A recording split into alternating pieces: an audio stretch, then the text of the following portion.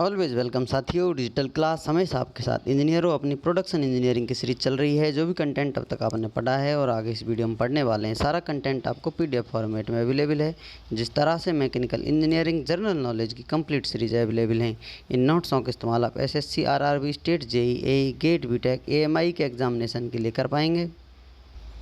इससे पिछली वीडियो में साथियों हमने देखा था कोई डाई है, इस प्रकार से डाई बनी हुई है। अब इसके अंदर पंच होगा, इनके मध्य में जो स्पेस है यही क्लियरेंस कहलाता है। अब इसको किस प्रकार से स्टैंडर्डाइज किया गया है, किस प्रकार से आप डायरेक्ट क्लियरेंस निकाल सकते हैं कुछ रेशियो से, वही यहाँ पर डायरेक्ट रिलेशन दिया गया है। क्लियरेंस सी से जिसे एक्सप्रेस करते हैं, किसके बराबर होगा, is equal to 0.0032 T under root tau, जो कि शेयर स्ट्रेंथ होती है किसी भी सीट की।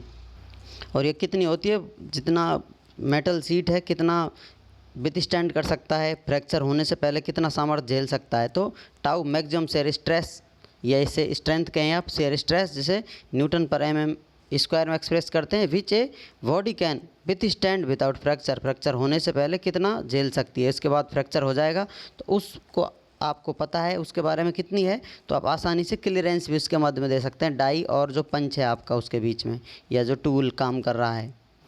और दूसरा क्लियरेंस वाला रिलेशन होता है C is equal to percentage clearance. आप कितना क्लियरेंस दे रहे हैं, कितना परसेंट क्लियरेंस है, उसको मल्टीप्लाई कर रहे हैं थिकनेस से।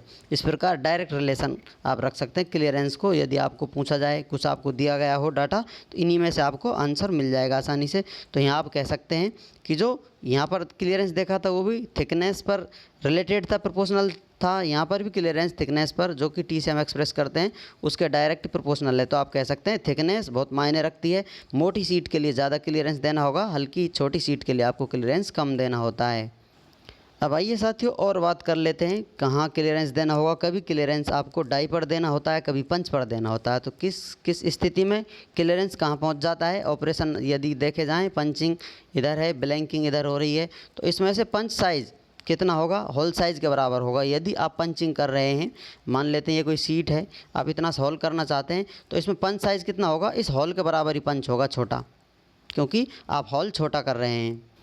और यदि आप ब्लैंकिंग कर रहे हैं, तो ब्लैंकिंग का मतलब बड़ा पोर्शन आप चाहते हैं, तो उसमें डाई की साइज़ पर आप ध्यान देंगे। डाई की साइज़ कितनी होगी, ब्लैंक के बराबर होगी। छोटी की बात की जाए तो पंच की बात करेंगे, बड़ी की बात की जाए तो डाई की बात करेंगे, क्योंकि ब्लैंक डाई के बराबर होगा। तो अब बात की जाए डाई साइज़ की। डाई साइज़ पंचिंग में कितनी होगी, जो होल साइज़ है उससे 2C क्लियरेंस दिया जाएगा। यहाँ पर होल साइज़ पंच का रहेगा, जितना हमें चाहिए क्लियरेंस, उससे एक्स्ट्रा देना पड़ता है, 2C के बराबर होगा। और ब्लैंकिंग में डाई की साइज़ ब्लैंक साइज़ के बराबर होती है, तो क्लियरेंस कहाँ देते हैं हम, ब्लैंक साइज़ माइनस 2C पर देते हैं। तो ब्लैंक साइज़ बड़ा है, उसमें से कुछ कम कर लेंगे। यहाँ पर ये छोटा है तो इसमें कुछ ऐड कर दिया है।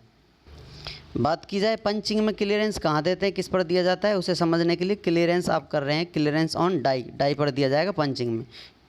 और ब्लैंकिंग में पंच पर क्लियरेंस दिया जाता है। क्योंकि पंच का आपका होल साइज़ फिक्स कर दिया, पंच के बराबर होगा, तो आप क्लियरेंस कहाँ देंगे, 2C डाई पर ही देंगे।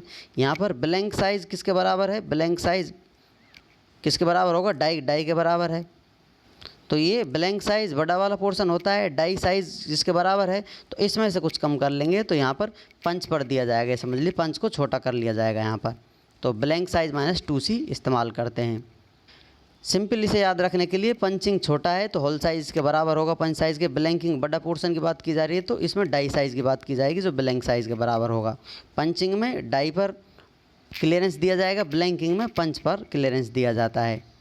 यदि छोटा है उसमें कुछ ऐड कर दिया गया है, बड़ा है उसमें से कुछ कम कर लिया गया है। चलिए साथियों अब बात कर लेते हैं फोर्स पर। Forces in punching and blanking.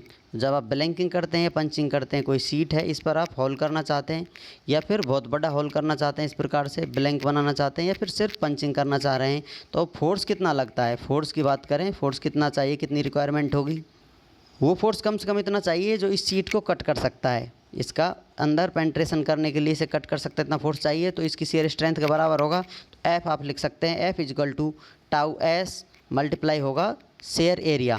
अब यहाँ पर shear force equal to shear strength, जितनी सीट मेटल की शेयर स्ट्रेंथ है मल्टीप्लाई शेयर एरिया, तो ये फोर्स इसके बराबर इसकी रिक्वायरमेंट होगी। शेयर एरिया क्या होता है, शेयर एरिया होता है पेरीमीटर इनटू थिकनेस।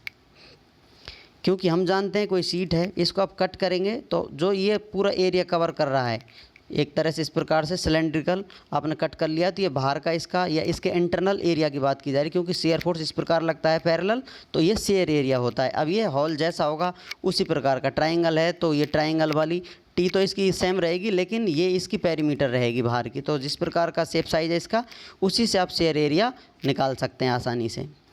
यहाँ यदि सर्कुलर क्रॉस सेक्शन का एरिया कट किया गया है तो इसकी परिधि 2πr और इसकी थिकनेस कितनी है, t, तो इस शेयर एरिया 2πrt होगा। इसे डायमीटर में भी आप रिप्लेस कर सकते हैं, चेंज कर सकते हैं। उम्मीद करते हैं विद्वानों, वीडियो में दी गई अब तक की जानकारी आपको अच्छे से समझ में आई होगी। अभी भी आपका कोई कन्फ्यूज़न है तो आप हमसे कमेंट कर पूछ सकते हैं। साथियों, आप चाहें तो कॉन्टैक्ट कर सकते हैं, कॉन्टैक्ट लिंक आपको वीडियो डिस्क्रिप्शन में मिल जाएगा। वीडियो को अंत तक देखने के लिए, चैनल को सपोर्ट करने के लिए आपका दिल की गहराइयों से बहुत बहुत धन्यवाद। मिलते हैं नेक्स्ट वीडियो में, तब तक पढ़ते रहिए, व्यस्त रहिए, मस्त रहिए। जय हिंद, वंदे मातरम।